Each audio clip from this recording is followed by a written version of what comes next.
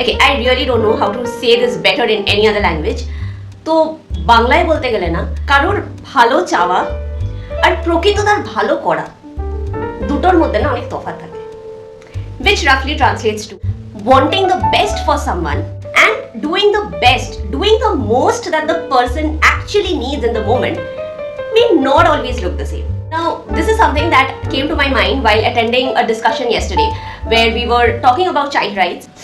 But given how my brain works, I can't help just extend this idea even outside the justice system to the general civil community, Because think about it.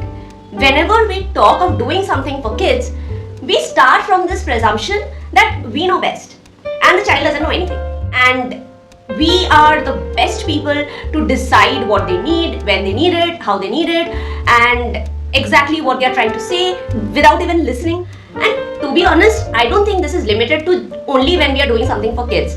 I think as a general rule, whenever we get into this role of caring for a child, supporting victims of crime, or standing up for victims of abuse of power, or advocating for the rights of marginalized groups, any form of minority social group, anything on these lines, it's so easy to just jump to this conclusion that, oh, of course we know what's best for them because we have their best interest in mind. And it's so easy to lose track of the reality that wanting the best for someone and knowing exactly what they need and what would help them, what would in fact be the best for them, are not exactly the same thing.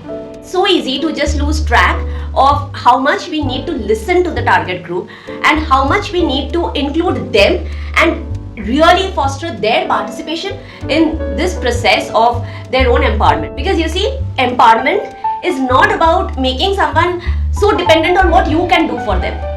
True empowerment is about helping someone, about enabling the other person to get to a point where they don't need your help at all.